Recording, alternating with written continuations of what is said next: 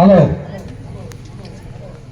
ಎಂದು ತನ್ನ ತಾಯ್ನಾಡಿಗಾಗಿ ತನ್ನ ತಲೆಯನ್ನೇ ಬಲಿ ಕೊಡುವೆನೆಂದು ಬಲಿ ಕೊಟ್ಟ ವೀರ ಭಾರತ ಮಾತೆಯ ಬಂಟ ಮಗ ಭಗತ್ ಸಿಂಗ್ ಬ್ರಿಟಿಷರು ಸುರಿಸಿದ ಲಾಠಿ ಏಟಿಗೆ ಬಗ್ಗು ಬಡಿಯದೆ ಕೆಚ್ಚದೆಯಿಂದ ಹೋರಾಡಿದ ಕಿತ್ತೂರಿನ ಹುಲಿ ರಾಣಿ ಚೆನ್ನಮ್ಮನಂತವರು ಹುಟ್ಟಿದಂಥ ಈ ನಾಡಿನಲ್ಲಿ ಇಂದು ಯೋಧರು ನಮಗೆ ದೇವರು ಎಂಬ ಕಾರ್ಯಕ್ರಮದ ವೇದಿಕೆ ಮೇಲೆ ಆಸೀನರಾಗಿರ್ತಕ್ಕಂಥ ನಮ್ಮೂರಿನ ಹಿರೇಮಠದ ಪೂಜ್ಯರಾಗಿರ್ತಕ್ಕಂಥ ಸಹೋದರ ಜಯದೇವ ಹಿರೇಮಠ ಅವರೇ, ಹಾಗೂ ವೇದಿಕೆ ಮೇಲೆ ಬಹಳಷ್ಟು ಜನ ಅದಾರ. ನಂದು 2 ನಿಮಿಷದ ಕೆಲಸದ, ಅದಕ್ಕೆ ಸಿದ್ದಪ್ಪಣ್ಣ ಬಿದಿರಿ ಅವರೇ, ಎಲ್ಲ ಅಧ್ಯಕ್ಷರೇ, ನಮ್ಮ ದೇವರಾಯಣ್ಣ ಅವರೇ, ಎಲ್ಲ ಮಾಜಿ ಯೋಧರೇ ಹಾಗೂ ಪೊಲೀಸ್ ಅಧಿಕಾರಿಗಳೇ, ವೇದಿಕೆ ಮೇಲೆ ಇರ್ತಕ್ಕಂಥ ಎಲ್ಲ ಗಣ್ಯರೇ, ಮುಂದೆ ಕುಳಿತಿರ್ತಕ್ಕಂಥ ಎಲ್ಲ ತಾಯಂದಿರೇ, ಮಾಜಿ ಯೋಧರೇ, ಹಾಲಿ ಯೋಧರುಗಳೇ, ಮತ್ತು ನಮ್ಮೂರಿನ ಯಾವತ್ತು ಹಿರಿಯರೇ, ಗುರು ಹಿರಿಯರೇ, ಪತ್ರಕರ್ತರೇ, ಇವತ್ತಿನ ದಿವಸ ನೋಡ್ರಿ, ಇಷ್ಟೆಲ್ಲ ಸಂಭ್ರಮಗಳ ಮಧ್ಯದಲ್ಲಿ ನಾವು ಮಾಡ್ಲಿಕ್ಕತ್ತೀವಿ. ಇನ್ನೂ ಒಂದಿಷ್ಟು ಕುರ್ಚಿಗಳು ಖಾಲಿ ಇರುವುದು ನನಗೊಂದು ಸ್ವಲ್ಪ ಖೇದ ಅನಿಸ್ಲಿಕ್ಕತ್ತದ. ಇಂತಹ ಒಂದು ಅದ್ಭುತ ಕಾರ್ಯಕ್ರಮವನ್ನು ನಮ್ಮ ಅಂಬಿ ಆರ್ಮಿ ಟೀಮ್ನವರು ಮಾಡ್ತಾ ಇರ್ತಕ್ಕಂಥದ್ದು ಬಹಳಷ್ಟು ಶ್ಲಾಘನೀಯವಾದಂಥ ಕಾರ್ಯ. ನಾನು ಎದಕ್ಕೆ ಬಂದೀನಿ ಇಲ್ಲಿ ಅಂತಂದ್ರೆ, ನೋಡ್ರಿ, ನಂದು ಸ್ವಂತ ಊರು ಮದರ್ಕಂಡಿನ ನಮ್ಮೂರಾಗಿದೆ. ನಮ್ಮೂರೊಳಗನ ಇಂಥದ್ದೊಂದು ಅದ್ಭುತ ಕಾರ್ಯಕ್ರಮ ಮಾಡ್ಲಿಕ್ಕತ್ತಾರ. ಎಲ್ಲ ಮಾಜಿ ಯೋಧರನ್ನ ನೋಡಲಿಕ್ಕೆ ಒಂದು ಅವಕಾಶ ಒಂದೇ ವೇದಿಕೆಯಲ್ಲಿ ಸಿಗುತ್ತದೆ. ಅವರ ಪಾದಗಳಿಗೆ ಮುಟ್ಟಿ ನಮಸ್ಕಾರ ಮಾಡಬೇಕು ಅಂತೇಳಿ ನಾನು ಇವತ್ತಿನ ದಿವಸ ಇಲ್ಲಿ ಬಂದೀನಿ.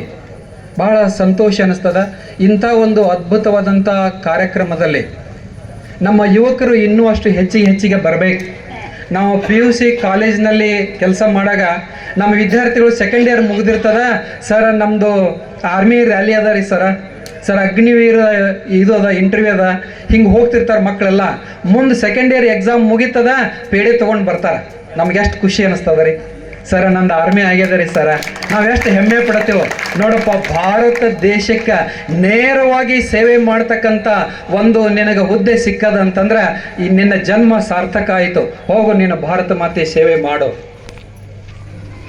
ಇವತ್ತಿನ ದಿವಸ ಇಲ್ಲೇ ನಮ್ಮ ಯುವಕರು ಇನ್ನೂ ಅಷ್ಟು ಹೆಚ್ಚು ಜನ ಬರಬೇಕಿಂತ ಕಾರ್ಯಕ್ರಮಗಳಿಗೆ.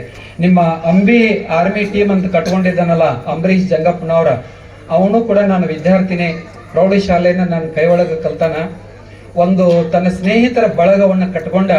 ನೋಡ್ರಿ, ವರ್ಷದಿಂದ ವರ್ಷಕ್ಕೆ ಕಾರ್ಯಕ್ರಮ ಒಂದು ಸ್ವಲ್ಪ ಇಂಪ್ರೂವ್ಮೆಂಟ್ ಆಗ್ಲಿಕ್ಕತ್ತದ. ನಿಮ್ಗೆ ಅನ್ಸಾಕತ್ತದ ಅಲ್ರಿ? ನನಗೆ ಅನ್ಸಾಕತ್ತದ, ಭಾಳ ಖುಷಿ ಅನಿಸ್ತದ. ಹೌದಾ? ಹೋದ ವರ್ಷ ಮಾಡಿದಕ್ಕಿಂತ ಈ ವರ್ಷ ನೋಡ್ರಿ, ನಮ್ಮ ಸಿದ್ದಪ್ಪಣ್ಣ ಬಿದಿರಿ ಅವ್ರದ್ದು ಯಾವಾಗ ಎಲ್ಲಿ ಪುರ್ಸೊತ್ತಿರ್ತದ, ಅವ್ರಿಗೆ ಎಷ್ಟು ಕೆಲಸ, ಎಷ್ಟು ಕಾರ್ಯಕ್ರಮಗಳು.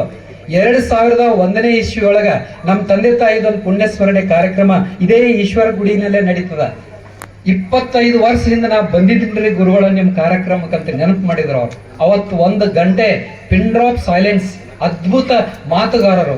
ಅವ್ರ ಮಾತನ್ನ ಕೇಳುವುದೇ ಒಂದು ಖುಷಿ. ನಮ್ಮ ನಂದುವಣ್ಣ ಗಾಯಕ್ವಾಡ್ ಅವರು ಯೋಧರ ಬಗ್ಗೆ, ದೇಶಭಕ್ತಿ ಬಗ್ಗೆ ಕರಾರುವಕ್ಕಾಗಿ ಅಂಕಿ ಅಂಶಗಳನ್ನ ಮಾತಾಡೋರು ಯಾರು ಇದ್ರೆ ಅವ್ರು ನಮ್ಮ ನಂದುವಣ್ಣ ಗಾಯಕ್ವಾಡ್ ಅವರು. ಇಂಥ ಹೆಮ್ಮೆಯ ಎಲ್ಲ ಮಹಾನ್ ವ್ಯಕ್ತಿಗಳು ವೇದಿಕೆ ಮೇಲೆ ಕುಂತಾರ. ಇವ್ರನ್ನೆಲ್ಲ ಒಂದೇ ವೇದಿಕೆಯ ಅಡಿಯಲ್ಲಿ ನೋಡುವುದೇ ಒಂದು ಖುಷಿ, ಒಂದು ಭಾಗ್ಯ ಅಂತ ನಾನು ಭಾವಿಸ್ಕೊಂಡಿದ್ದೀನಿ. ಇಲ್ಲಿ ಮುಂದೆ ಕುಂತ ರಾಜೇಶ್ವರಿ ಬುರ್ಲಟ್ಟಿ ಅಂತ ನನ್ನ ವಿದ್ಯಾರ್ಥಿನಿ, ಅವರು ಹೈಸ್ಕೂಲ್ ನನ್ನ ಕೈ ಒಳಗೆ ಕಲ್ತಿದ್ರು. ಸರ್ ನಾನು ನಿಮ್ಮ ಸ್ಟೂಡೆಂಟ್ ರೀ ಅಂತಂದ್ರೆ ಎಲ್ಲ ನಮ್ಮ ಹಿರಿಯರು ಎಲ್ಲರೂ ಬಂದಾರ. 1-2 ನಿಮಿಷ ಒಂದು ಘಟನೆಯನ್ನು ಹೇಳಿ ನಾನು ಮುಗಿಸ್ತೀನಿ. ನಾನು ಇಲ್ಲಿ ಬಂದಾಗ ಒಬ್ಬರು ಯೋಧರು ಅಂದ್ರೆ, ಸರ್ ಹೋದ ವರ್ಷ ಹೇಳಿದ್ರಲ್ಲ ಅದನ್ನ ಕತೆ ಇನ್ನೊಮ್ಮೆ ಹೇಳ್ರಿ ಅಂತಂದ್ರು. ಆದರೆ ಅದು ಕಥೆಯಲ್ಲವದು ಸತ್ಯ ಘಟನೆ.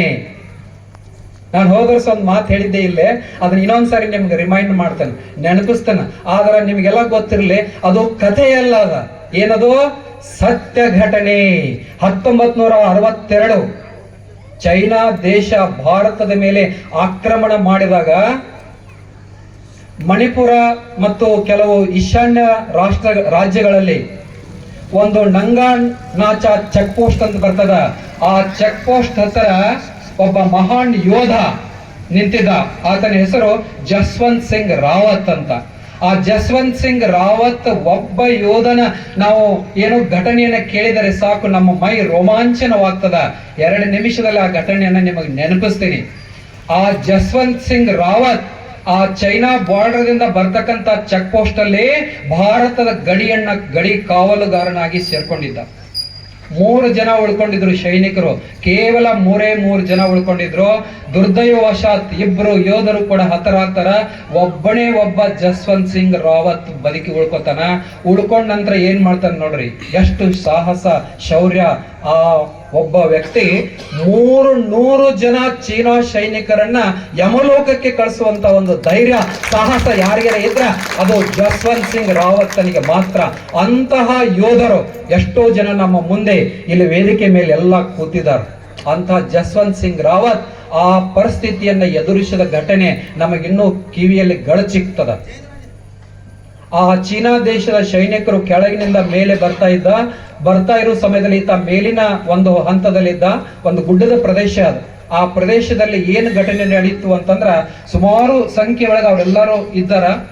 ನಮ್ಮಲ್ಲಿ ಆಗಿನ ಸಮಯದಲ್ಲಿ 62ರಲ್ಲಿ ನಮ್ಮ ಹತ್ರ ಅಂತ ಮಷಿನ್ ಗನ್ ಆಗ್ಲಿ ಅತ್ಯಂತ ಸುಧಾರಿತ ಏನೋ ಬಂದೂಕುಗಳಾಗ್ಲಿ ನಮ್ಮ ಹತ್ರ ಇರ್ಲಿಲ್ಲ. ಇದ್ದಂತ ಗ್ರನೈಟ್ಗಳು ಇತ್ಯಾದಿಗಳನ್ನು ತಗೊಂಡು ಯುದ್ಧ ಮಾಡುವಂತ ಒಂದು ಪರಿಸ್ಥಿತಿ ನಮಗ ಒದಗಿತ್ತು.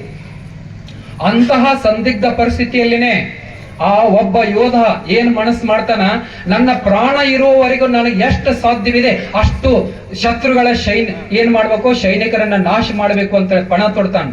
ಪಣ ತೊಟ್ಟ ನಂತರ ಆತನಿಗೆ ಅಲ್ಲಿ ಅರಣ್ಯದೊಳಗ ಗುಡ್ಡದೊಳಗ ಒಂದು 2 ಕುರಿಗಾಹಿಗಳು ಬಂದು ಸಹಾಯ ಮಾಡ್ತಾರ. ಅವ್ರು ಬಂದು ಕೇಳ್ತಾರ, ಜಸ್ವಂತ್ ಸಿಂಗ್ ಅವರೇ ನಿಮಗ್ ನಮ್ಮಿಂದ ಏನ್ ಸಹಾಯ ಆಗ್ಬೇಕು ಹೇಳ್ರಿ ಅಂತ ಹೇಳ್ತಾರ. ಅವಾಗ ಜಸ್ವಂತ್ ಸಿಂಗ್ ರಾವತ್ ಏನ್ ಹೇಳ್ತಾನಂತಂದ್ರ, ಇಲ್ಲೇನು ಸೈನಿಕರ ಹತ್ರ ಸತ್ತು ಬಿದ್ದಾರಲ್ಲ ಅವ್ರ ಹತ್ರ ಇನ್ನೊಂದ್ ಸ್ವಲ್ಪ ಅಳಿದು ಉಳಿದಂತ ಮದ್ದು ಗುಂಡುಗಳು ಉಳ್ದಾವ, ಅವನು ತಂತಂದ್ ನನಗ್ ಕೊಡ್ರಿ ಅಂತ ಹೇಳ್ತಾನ. ನೋಡ್ರಿ, ಆ ಸಮಯದೊಳಗ ಆತನಿಗೆ ಬುದ್ಧಿ ತಲೆ ಓಡಿಸಿದ್ದೇ ಹೆಚ್ಚಿಂದು. ಆತ ಏರ್ ಪ್ರದೇಶದೊಳಗೆ ಇರ್ತಾನ. ಇವರು ಮಕ್ಕಳೆಲ್ಲ ತಂದು ಕೊಟ್ಟಂತ ಮದ್ದು ಗುಂಡುಗಳನ್ನ ಏನ್ ಮಾಡ್ತಾನ, ಒಂದು ದಿಕ್ಕಿ ಹೋಗಿ ಒಂದ್ಸಾರಿ ಸ್ಫೋಟ ಮಾಡುದು, ಮತ್ತೊಂದು ಓಡಾಡಿಕೊಂಡು ತನ್ನ ಪ್ರಾಣಿರು ತನ್ನ ಹೋರಾಡಕತ್ತಾನ. ಇದನ್ನು ನೋಡಿ ಕೆಳಗಿನಿಂದ ಬರ್ತಕ್ಕಂತ 300 ಜನ ಸೈನಿಕರು ಅಷ್ಟಷ್ಟು ಹಂತವಾಗಿ ಸಾಯ್ಲಿಕ್ಕತ್ತಾರ. ಅವ್ರಿಗೆ ಸಂಶಯ ಬರ್ತದ. ಅವ್ರಿಗೊಂದೇನು ಮೆಸೇಜ್ ಬಂದಿತ್ತು, ಭಾರತದ ಸೈನ್ಯ ಎಲ್ಲಾ ಸಂಪೂರ್ಣ ನಾಶ ಆಗ್ಯದ, ನೀವು ಮೇಲೆ ಹೋಗ್ರಿ ಅಂತ ಹೇಳಿರ್ತಾರ.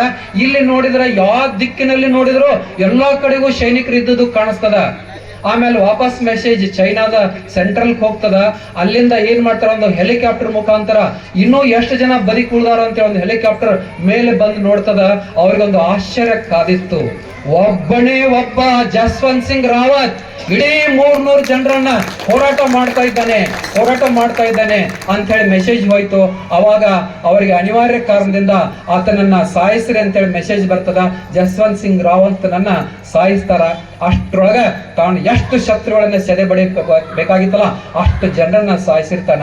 ಮುಂದೆ ಆತನ ದೇಹವನ್ನ ತೆಗೆದುಕೊಂಡು ಚೈನಾದ ಮಿಲಿಟರಿ ಕಮಾಂಡರ್ ಹೇಳ್ತಾನ, ಆತನ ದೇಹವನ್ನ ತಗೊಂಡು ಬರೋದು ಹೇಳ್ತಾನ. ಆತನ ದೇಹದಂತೆ ಒಂದು ಮೂರ್ತಿಯನ್ನ ಮಾಡಿ ಆ ಮೂರ್ತಿಯ ಜೊತೆಗೆ ಒಂದು ಪತ್ರವನ್ನು ಬರೆದ ವಾಪಸ್ ಭಾರತ ದೇಶಕ್ಕೆ ಕಳಿಸಿಕೊಡ್ತಾನೆ.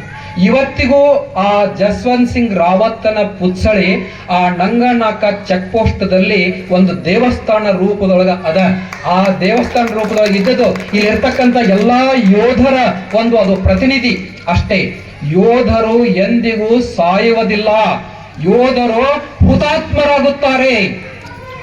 ಬದುಕಿದ್ದು ಕೂಡ ಯೋಧರೇನಾಗಿರ್ತಾರೆ, ಜೀವಂತವಾಗಿರುತ್ತಾರೆ ಎಂದು ನಂಬಿಕೊಂಡ ಇವತ್ತಿಗೂ ಭಾರತ ಸರ್ಕಾರ ಆ ಹುತಾತ್ಮ ಯೋಧನಿಗೆ ಅವನಿಗೆ ಬೇಕಾದಂತ ಬಟ್ಟೆಗಳನ್ನ ಸುಟ್ಕೇಸ್ಗಳನ್ನ ಆ ದೇವಸ್ಥಾನದಲ್ಲಿ ಇಟ್ಟಿರ್ತಾರ.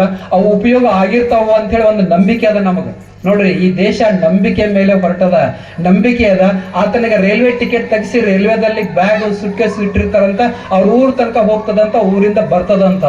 ಇವತ್ತಿಗೂ ಆ ನಂಬಿಕೆ ಮೇಲೇನೆ ಆ ಯೋಧನ ದೇವಸ್ಥಾನ ಪೂಜಿಸಲ್ಪಡುತ್ತದೆ. ಅಂತ ಒಬ್ಬ ಮಹಾನ್ ಯೋಧನ ಬಲಿದಾನ 1962ರಲ್ಲಿ ಆಯ್ತು. ಈಗ ನಮ್ಮ ಏನು ಎಷ್ಟು ಶಸ್ತ್ರ ಸಜ್ಜಿತ ಅದ ಅಂತೇಳಿ ನಂದು ಅಣ್ಣ ಹೇಳ್ತಾರೆ ನಿಮ್ಗೆಲ್ಲ ಅವ್ರ ಭಾಷೆ ಅಂತೊಳಗ.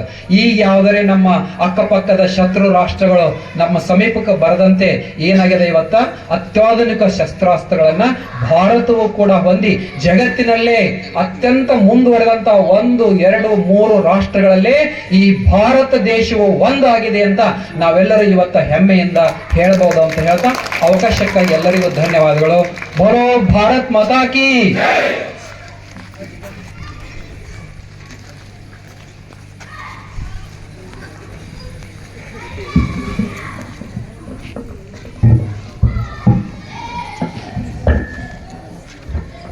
ಇಲ್ಲಿಯವರೆಗೆ ಈ ಕಾರ್ಯಕ್ರಮದ ಕುರಿತಾಗಿ ಅದರ ಜೊತೆಗೆ ನಮ್ಮ ರಾಷ್ಟ್ರ ಸೇವಕರಾಗಿರ್ತಕ್ಕಂಥ ಎಲ್ಲ ಯೋಧರ ಒಂದು ಚರಿತ್ರೆಯನ್ನ, ಅವರ ಧೀರ ಉತ್ಸಾಹದ ಒಂದು ನಡೆಗಳನ್ನ ಕುರಿತಾಗಿ ನಿಮ್ಮೆಲ್ಲರನ್ನು ಉದ್ದೇಶಿಸಿ ಮಾತನಾಡುತ್ತಕ್ಕಂಥ